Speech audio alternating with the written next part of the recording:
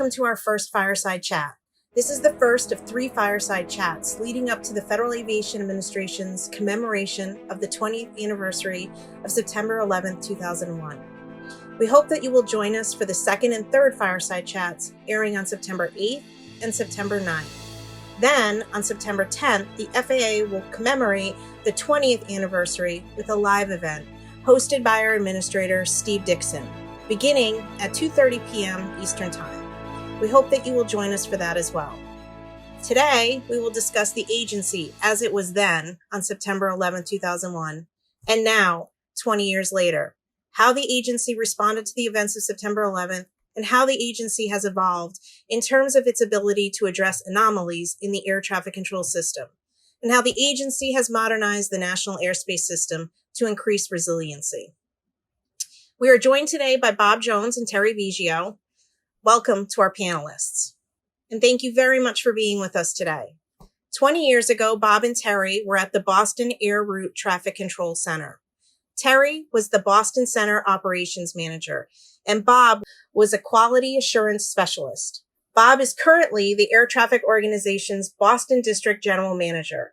Terry has retired from the FAA and currently is a Senior Director with Science Applications International Corporation. Bob and Terry, what were your roles in the early moments of September 11th? Thank you for the invitation and the opportunity for us to tell the story for our employees, our team. For me, I was the operations manager. The operations manager at Boston Center is that senior official, if you will, that leads the operation for that shift. Boston Center has 5 areas, 30 sectors, approximately 70 controllers on that shift, as well as a traffic management team. And that day started as a normal VFR day with about 70 controllers doing what they do best, which is move airplanes from point A to point B safely. Hey, Julie. And I was, as you said, a quality assurance specialist, but interestingly enough, my previous role was an operations supervisor, and it happened to be from the area where these events first unfolded. That day for me, I was summoned by Terry to come down and review some audio tapes for some unusual transmissions that were occurring. The air traffic controller heard some communications but wasn't quite sure what was said. In air traffic control, we have very defined phraseology, and there's a pentameter to how we speak. Controllers and pilots speak back in this, and these broadcasts that happened weren't in that normal rhythm, and therefore were not interpreted well by the controller. So I went down to the operations floor, talked with that controller, and then went to review the audio.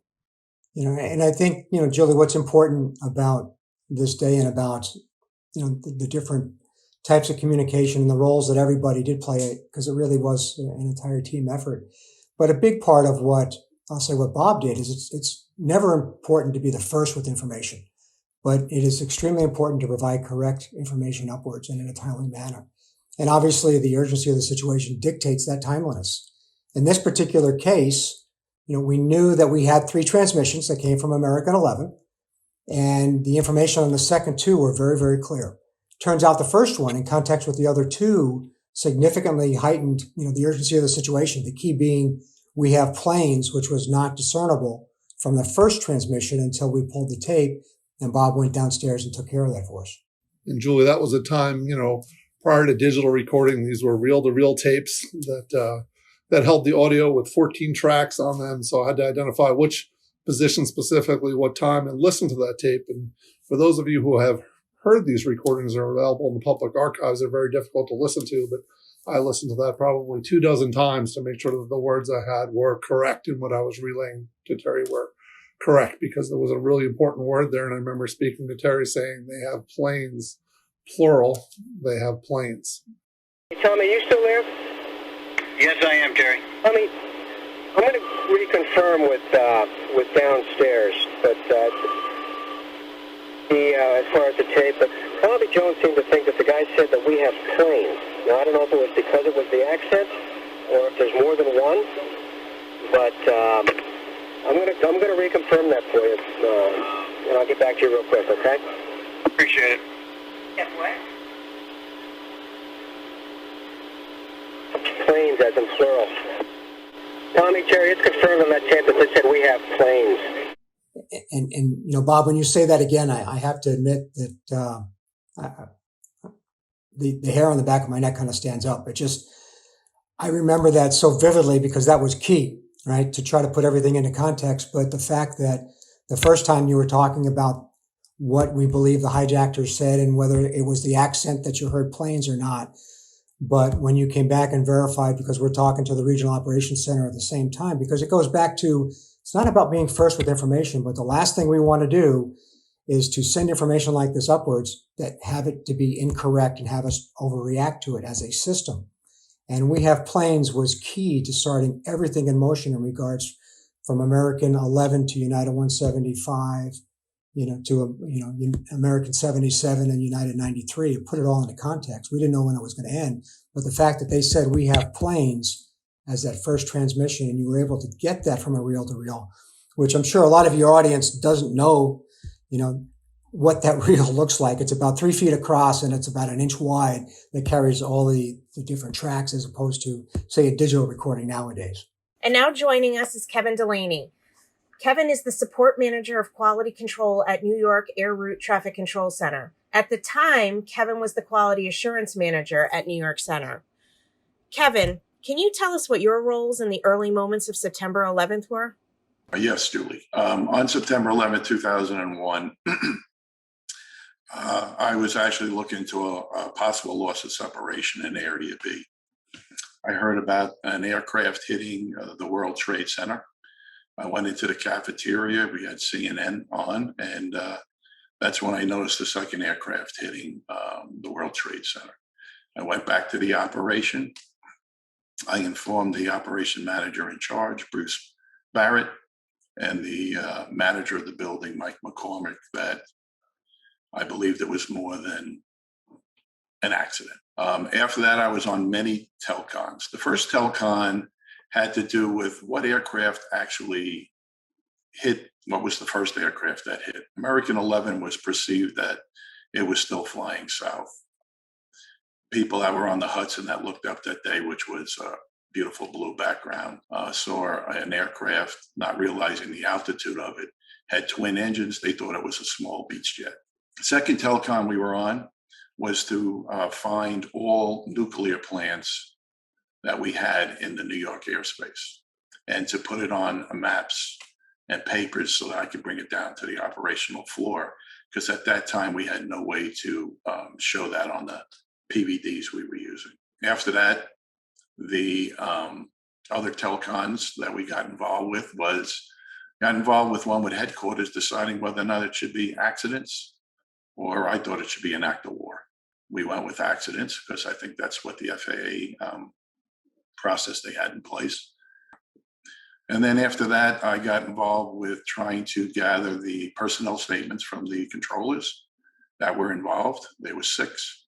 And then after that, we actually started doing the transcribing of what actually happened. And just so that people know, 45 minutes to transcribe, 45 minutes of recording takes 9 hours of time as far as the way I do it. From where you sit right now, how have improvements to the National Airspace System helped the agency to handle other large-scale events, whether man-made or natural disasters, such as the fire at Chicago Center in 2004, hurricanes, which we seem to have almost every year, and even today during the COVID-19 public health emergency?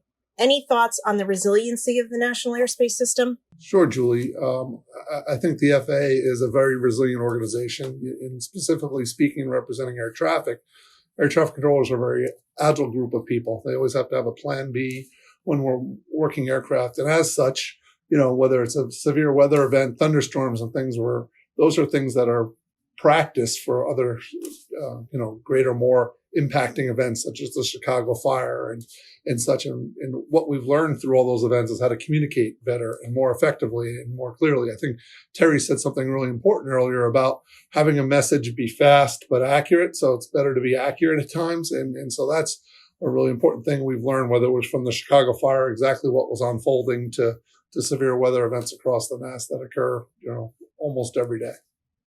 Yeah, and Julie, to echo Bob's thoughts, I think the key to a lot of this is the DEN when it comes to resiliency. I think you can throw, just about anything at our system, as you mentioned, whether it be a fire, some type of critical operational type event, forest fire, whatever the case may be.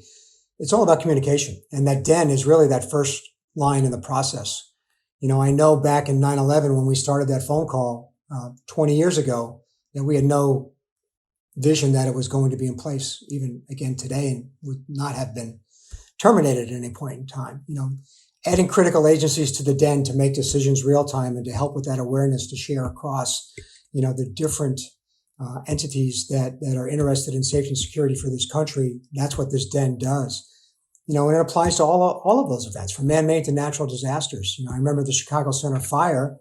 I happened to be at headquarters at the time. And one of the things that we set up right away was the same thing. It wasn't the den, but it was a separate administrative telecom just to make sure that, we had that situational awareness, not only about the operation, but the people side, right? Our highest priority was and is, as the safety of our employees been taken care of, and are they all accounted for? And it all starts with that communication piece. And it seems primitive that a telcon is the way to go, but it is something that it's a shout line. You don't have to wait for phone to ring. You get instantaneous answers. So the domestic event network is a open phone line as a telecom in which a number of agencies are listening to, they're actively listening to, participating, and everyone is looking and listening for anomalies. This way here, if there's anything that needs to be shared, elevated, forwarded through any of the different agencies, we are doing it real time.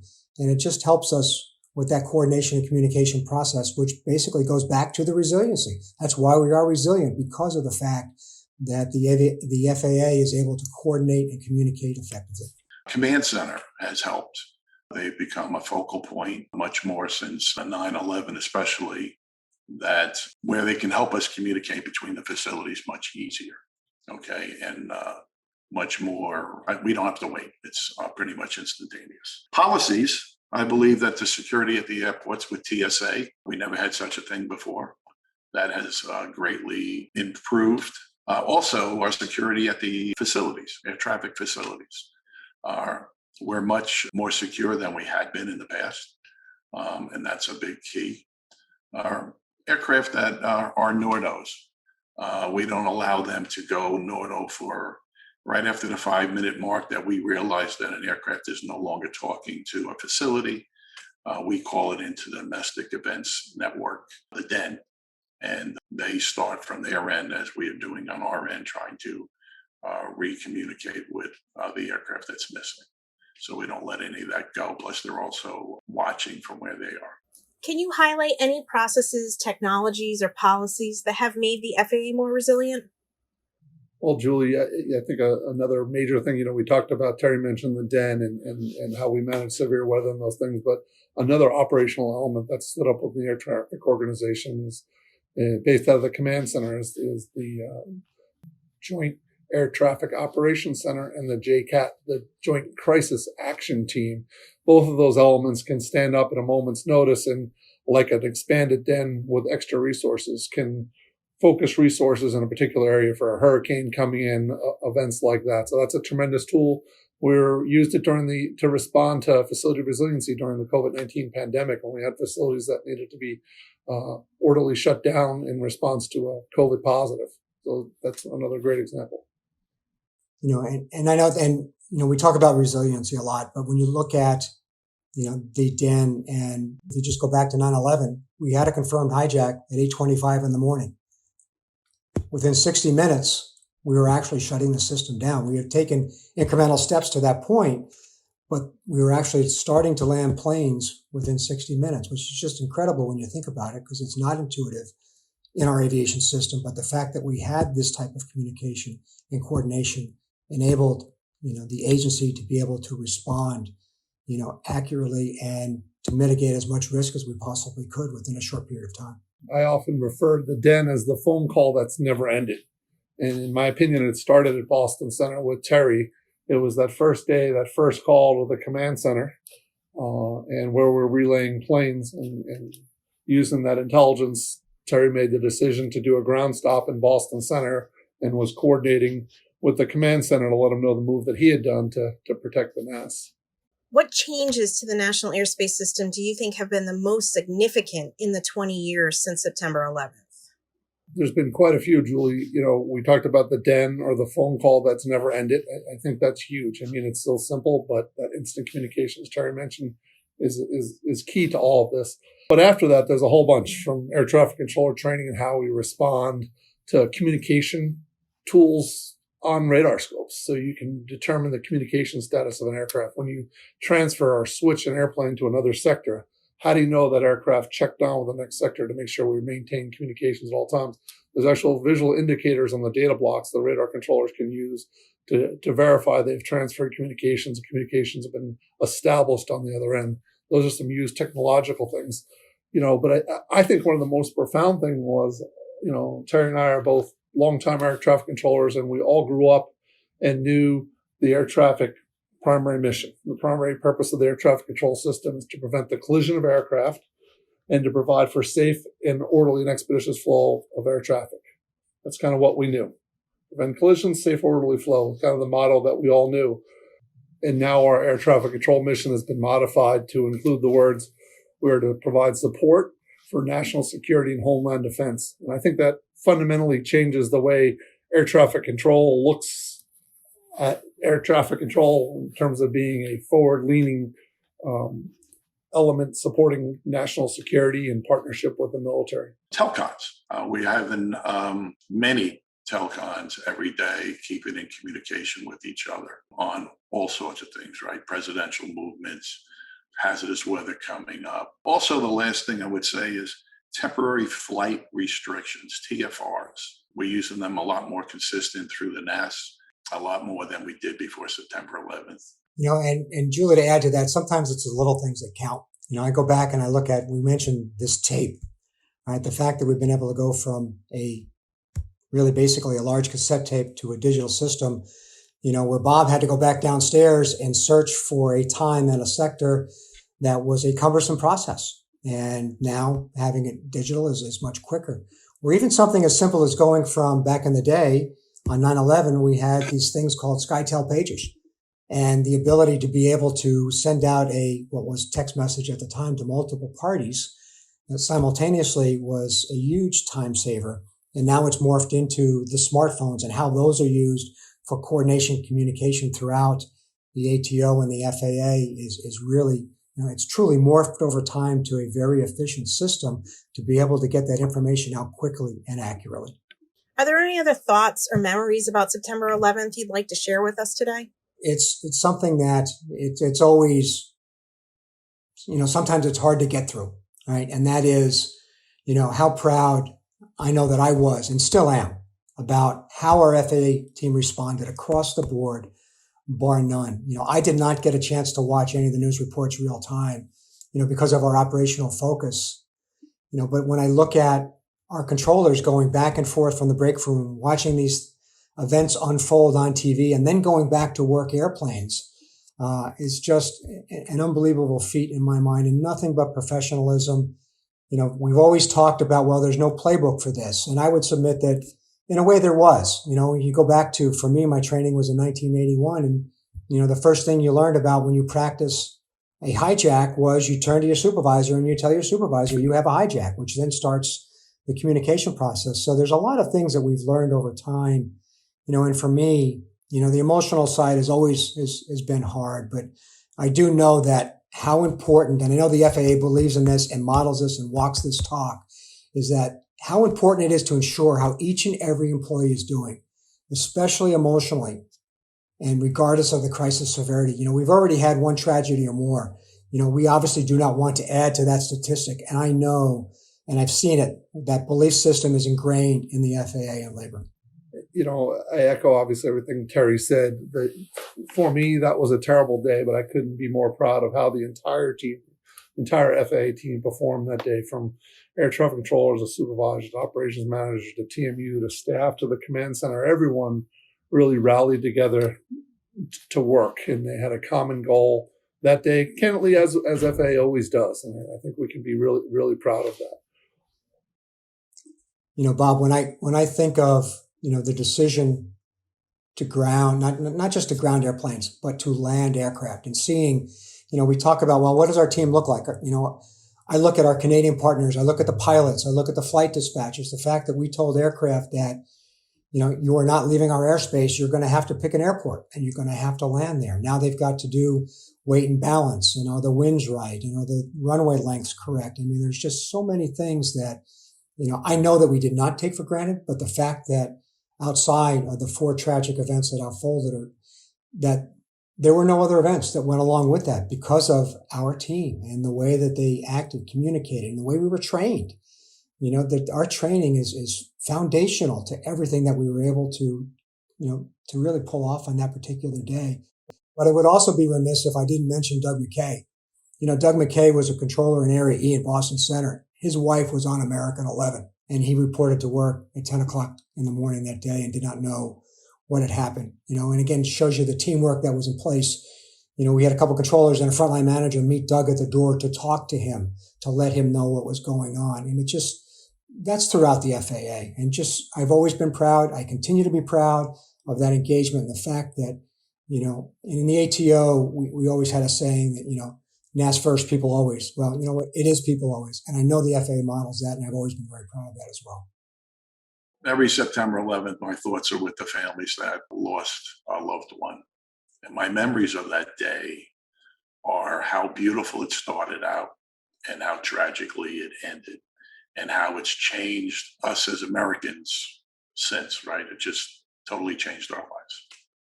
So I never got to serve in the military. I didn't have to do the draft or anything. I went off to college. I had written down originally, my memories of that day were, I was horrified at what happened, but it was the most gratifying work that I did for the FAA. Being able to investigate and find out everything that happened that day. It took a good 3.5 weeks of going through.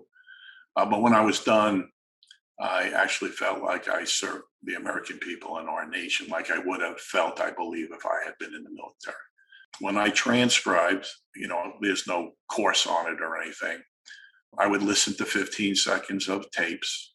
I would write every word that I thought was uttered. And then I would go over it again until I had it. Then I would move it 5 seconds. So now you're not listening to 5 seconds, you're going to 6 seconds, and then you're doing that for 15 seconds.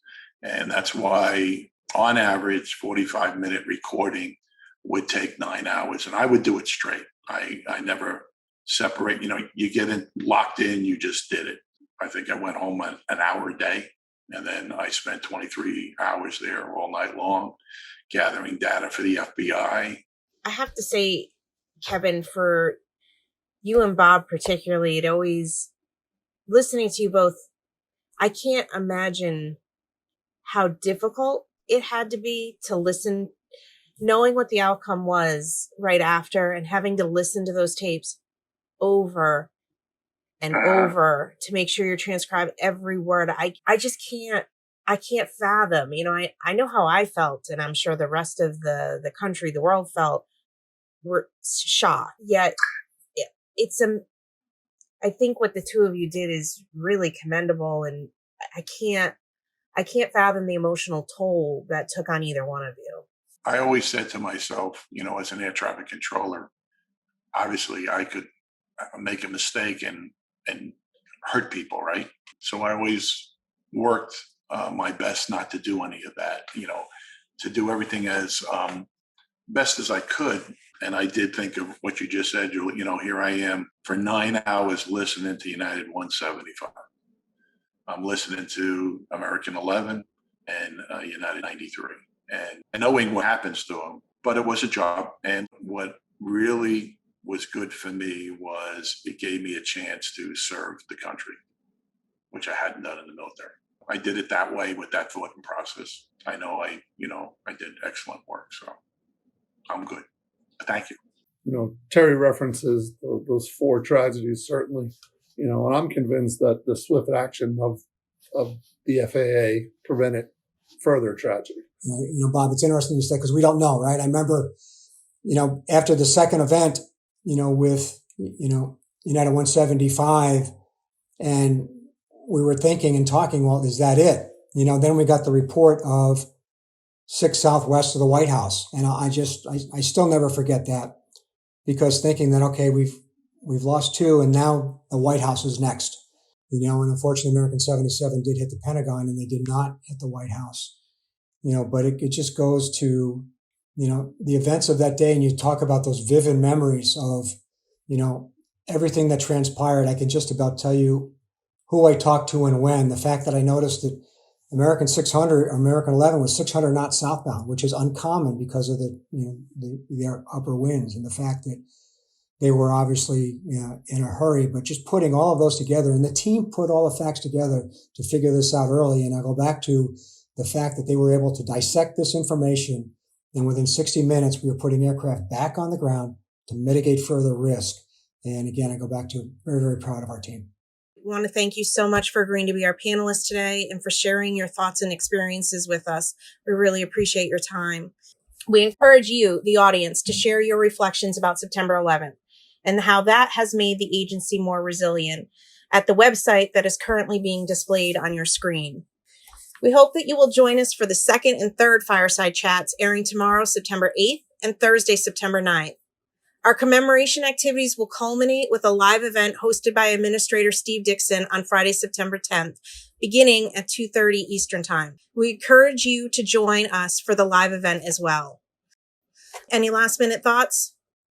When you go through an event like this together, it's obviously you create a strong bond, but I just can never thank Bob enough for his contributions on that day, as well as our team. But, when we asked Bob to go down and listen to that tape, and he came back with verbatim what we needed to be able to elevate the senior leadership, was a key move. And I've always been grateful to Bob for what he had contributed to that day, and even, our friendship into the future. So Bob, again, thank you for everything you did that day, and as well as to thank you to the FAA team. You all did a spectacular job in a very, very difficult situation. I too wish to thank you, Terry, and you're right. We developed a special bond from that day forward. But I will say the leadership and the risk taking, or the courage that you showed that day, was key. To get on the line of the command center and not request, but to tell them that we're ground stopping all the planes, was an important and pivotal moment, for the air traffic system. So that was fantastic. Thank you so much, and hope everybody has a great day.